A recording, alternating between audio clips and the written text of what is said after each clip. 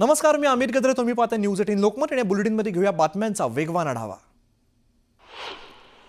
मुंबईतील विद्याविहार इकडे एका कार्यक्रमात आरएसएसचे माजी सरकार्यवाह भैयाजी जोशी यांनी एक वादग्रस्त विधान केलं. मुंबईत येणाऱ्या प्रत्येकाला मराठी बोलता आलंच पाहिजे असं नाही, असं विधान केल्यामुळे नव्या वादाला तोंड फुटलंय. भैयाजी जोशींच्या वक्तव्यानंतर महाविकास आघाडी आक्रमक झाली आहे. मुंबईच्या हुतात्मा चौकातील स्मारकाला अभिवादन करत मविया आमदारांनी जोरदार घोषणाबाजी केली. भैयाजी जोशींनी माफी मागावी अशी मागणी मवियानं केली. भैयाजी जोशींनी महाराष्ट्राचा अपमान केलाय, हे मराठी विरोधी सरकार आहे, भैयाजी जोशींवरती कारवाई झालीच पाहिजे असं विधान आदित्य ठाकरेंनी केलंय. महाराष्ट्रात प्रथम मराठी, बाकी सगळं नंतर, निवडणुकीसाठी त्यांचे शाब्दिक खेळ सुरू आहेत अशी टीका रोहित पवारांनी केली. मुंबई आणि राज्याची एकच भाषा आहे, राज्याची भाषा मराठी हीच आहे असं उत्तर मुख्यमंत्री देवेंद्र फडणवीसांनी विधान परिषदेत दिलं. वाल्मिकराची संपत्ती धनंजय मुंडेंचीच आहे असा दावा मनोज जरांगेंनी केलेला आहे. मुंडेंची सगळी टोळी जेलमध्ये जाईपर्यंत मागे हटणार नाही असा निर्धार मनोज जरांगेंनी केला. संतोष देशमुख हत्या प्रकरणातील आरोपी कृष्णा आंधळे जिवंत नसल्याची भीती संजय शिरसाटांनी व्यक्त केली आहे. पोलिसांचा तपास सुरू आहे, मात्र अद्याप तो सापडत नसल्याने त्याची हत्या झाली असावी अशी दाट शंका संजय शिरसाट यांनी व्यक्त केली. सकल मराठा समाजाच्या वतीने उद्या जालना जिल्हा बंदची हाक देण्यात आलेली आहे. संतोष देशमुख यांच्या हत्येच्या निषेधार्थ संपूर्ण जिल्हा बंद पाळण्याचं आवाहन करण्यात आलं आहे. हिंगोलीच्या रिसाला बाजार परिसरात नव्याने बांधण्यात येणाऱ्या उड्डाण पुलाच्या कामाचं भूमिपूजन आमदार तानाजी मुटकुळेंच्या हस्ते करण्यात आलेलं आहे. या कामासाठी 45 कोटी रुपयांचा निधी मंजूर करण्यात आला आहे. सोलापूरमध्ये एमआयडीसीत काम करणाऱ्या 12 बांगलादेशींना अटक करण्यात आलेली आहे. एमआयडीसीतील एका गारमेंट कंपनीत हे कामगार काम करत होते. बनावट आधार कार्ड तयार करून हे बांगलादेशी सोलापुरात राहत होते. बुलढाणा इथल्या सुटाळा ग्रामपंचायतच्या सरपंचावरती लोखंडी रॉडने हल्ला करण्यात आलाय. डोक्यामध्ये लोखंडी रॉड मारल्यामुळे काँग्रेस सरपंच निलेश देशमुख हे गंभीर जखमी झाले. रत्नागिरीच्या देवरुखच्या तामाने गावाजवळ 30 लाखांचा पूल तयार करण्यात आलेला आहे, मात्र हा पूल केवळ शोभेची वस्तू ठरलेला आहे. या पुलावरती चढण्या उतरण्यासाठी अप्रोच रस्ता नसल्यामुळे पूल पडीक आहे.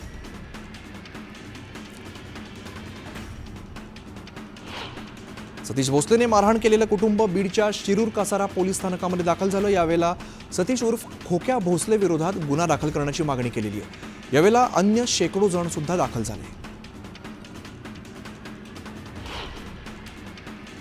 छत्रपती शिवाजी महाराजांनी रयतेचं राज्य निर्माण करताना ज्या हातात राजदंड धरला होता, त्या महाराजांच्या उजव्या हाताचा ठसा पिंपरी चिंचवडमध्ये दाखल झालेला आहे. सह्याद्री प्रतिष्ठानतर्फे पुण्यामध्ये मराठ्यांच्या देवघरातील शस्त्र दर्शन शिवप्रेमींसाठी आयोजित करण्यात आलेला आहे. याच प्रदर्शनात हा ठसा ठेवला जाणार आहे.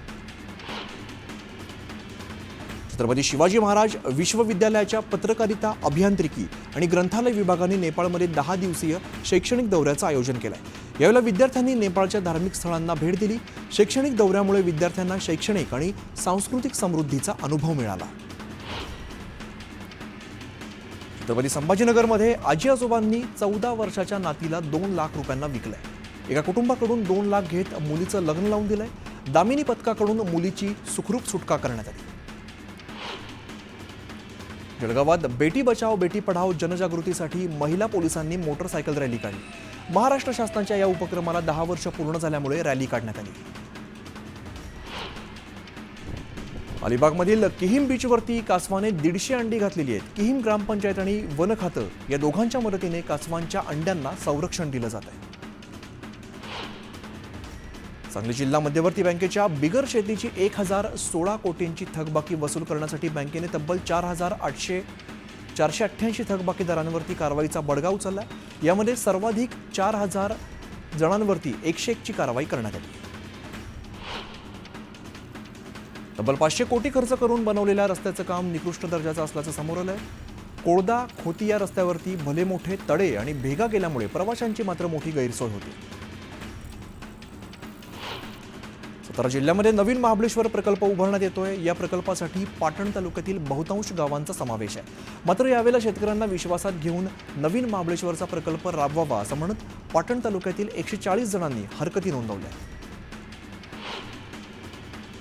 अमरावतीत सरकारी विभागीय संदर्भ सेवा रुग्णालयात महिन्याभरात 4 मोठ्या यशस्वी शस्त्रक्रिया पार पडलेल्या आहेत. खासदार बळवंत वानखडे यांनी यानंतर डॉक्टर आणि कर्मचाऱ्यांचा सन्मान केला. हिंगोलीच्या बोरखेडी रामप्रसाद नगर या गावामध्ये भीषण पाणी टंचाई निर्माण झाली आहे. काही किलोमीटरचा प्रवास करत महिलांना पाणी आणावं लागतंय. त्यामुळे गावामध्ये जलजीवन मिशनचं काम बोगस असल्याचा आरोप गावकऱ्यांनी केला. मालेगाव मनमाडसह नाशिक जिल्ह्याच्या ग्रामीण भागात मार्च महिन्यात थंडीने जोरदार कमबॅक केलाय. निफाडचा पारा घसरून आता 4.2 अंशांवरती आलाय. तर कडक उन्हानंतर अचानक थंडीमध्ये वाढ झाल्यामुळे साथीचे रोग पसरण्याची शक्यता वर्तवली जाते. कोकणात पारंपरिक शिमगोत्सवाला सुरुवात झालेली आहे. शिमगोत्सवादरम्यान अनेक गावांमध्ये पारंपरिक कला जपल्या जात आहेत. देवाच्या पालखीसोबतच खेळ सादर करण्याची पारंपरिक प्रथा शिमगोत्सवात जपली जाते. अकोल्यामध्ये पिंपळगाव चांभारे ते धाकली रोडवरती ट्रॅक्टर पलटी होऊन चालक त्याखाली दबला गेलेला आहे. बचाव पथकाने हे चालकाला सुखरूप बाहेर काढलं. समुद्राला भरती आल्यामुळे खाडीतील खारं पाणी थेट शेतामध्ये घुसल्याने वेंगुर्ल्यातील चिपी गावातील नागरिकांच्या शेतीचं मोठं नुकसान झालंय. या ठिकाणी असलेला बंधारा बांधणीचं काम रखडल्यामुळे शेतकऱ्यांना वारंवार नैसर्गिक आपत्तींना सामोरं जावं लागतंय. पुणे विभागातील रेल्वे बुकिंग फुल झालेलं आहे. उन्हाळ्याच्या सुट्टीमुळे 2 महिने रेल्वेचं बुकिंग फुल झालंय. त्यामुळे 30 एप्रिलपर्यंत पुण्यातून धावणाऱ्या बऱ्याच गाड्या या फुल झाल्या. अंबरनाथ शहरातील मोरिवली MIDC भागातील रस्त्यांची अक्षरशः चाळण झाली आहे. रस्त्यावरती जागोजागी खड्डे पडल्याने नागरिक हैराण झाले. खड्डेमय रस्त्यातून मार्ग काढताना नागरिकांना मनस्ताप सहन करावा लागतोय.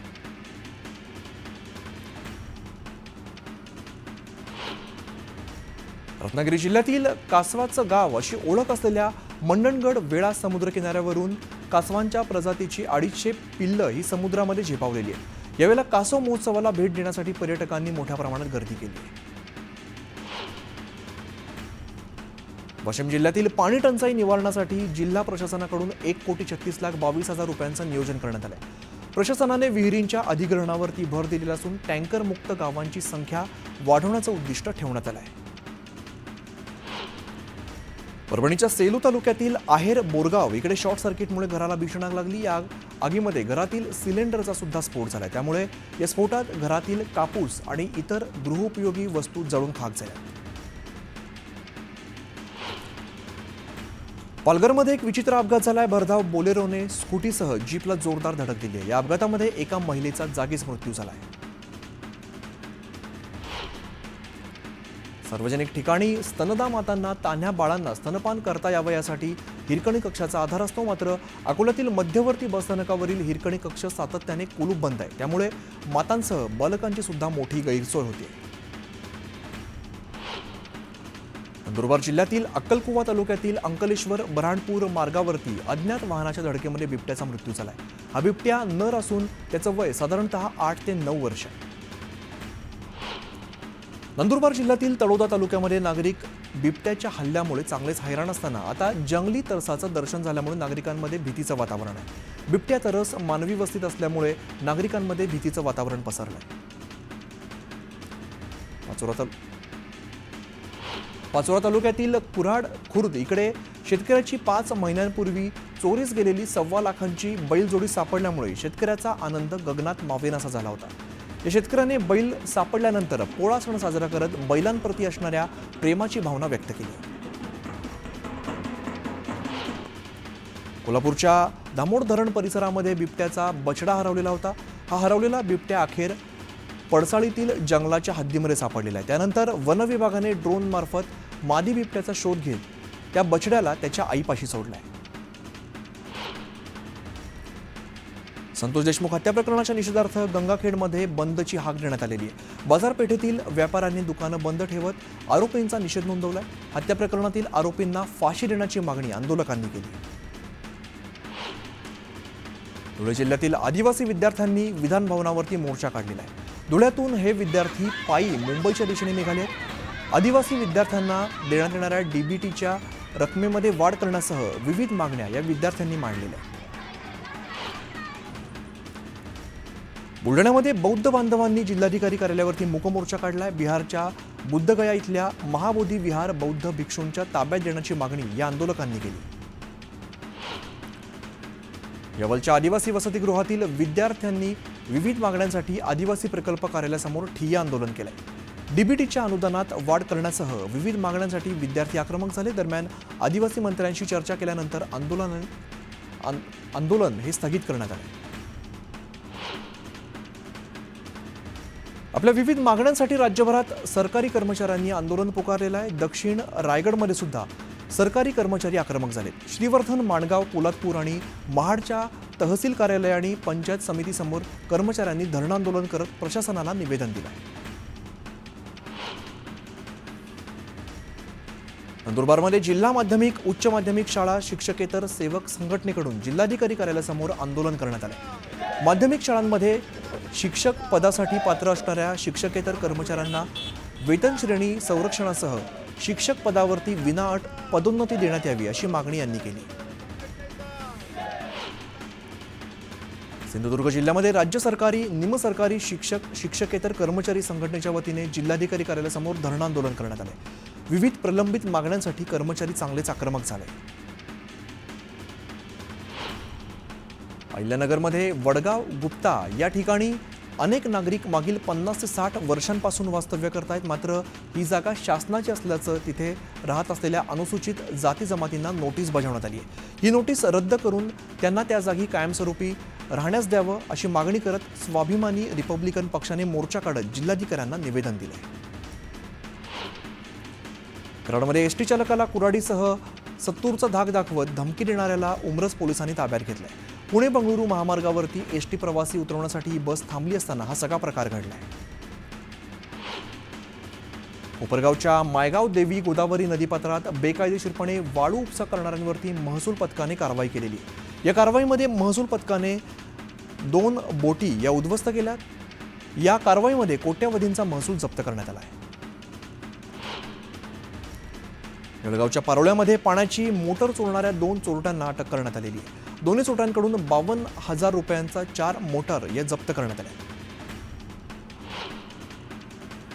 गडचिरोली जिल्ह्यामध्ये भामरागड तालुक्यातील एका जिल्हा परिषद प्राथमिक शाळेच्या मुख्याध्यापकाने शिक्षकी पेशाला काळीमा फासलेला आहे. छोट्या शाळकरी मुलींसोबत लैंगिक चाळे करणाऱ्या रवींद्र गवारे या मुख्याध्यापकाला अटक करण्यात आली. परभणी गंगाखेड महामार्गावरील गोदावरी नदीच्या पुलावरून मालवाहतूक करणारा ट्रक थेट गोदावरी नदीपात्रामध्ये पडलेला आहे. या अपघातामध्ये 2 जण गंभीर जखमी झालेत. नागरिकांनी लगेचच दखल घेत ट्रकमधून जखमींना बाहेर काढत उपचारासाठी रुग्णालयात दाखल केले. पुण्यातील आंबील ओढा इकडे एका इलेक्ट्रिक दुचाकीला अचानक आग लागली. आगीमध्ये दुचाकी पूर्णपणे जळून खाक झाली. बीडच्या वडवणीत ट्रेडर्सच्या दुकानाला शॉर्ट सर्किटमुळे आग लागली. आगीमध्ये लाखोंचं नुकसान झालंय. छत्रपती संभाजीनगरातील धक्कादायक प्रकार समोर आलाय. एका 19 वर्षीय तरुणाने 36 वर्षीय महिलेवरती अत्याचार केलाय. त्यानंतर महिलेने बचावासाठी आरडाओरडा करताच त्याने विकृतपणे तिच्या संपूर्ण शरीरावरती 15 पेक्षा अधिक चाकूने वार केलेले. यात त्याने महिलेचा चेहरा सुद्धा विद्रूप केला. या प्रकरणी पोलिसांनी आरोपीला बेड्या ठोकल्या.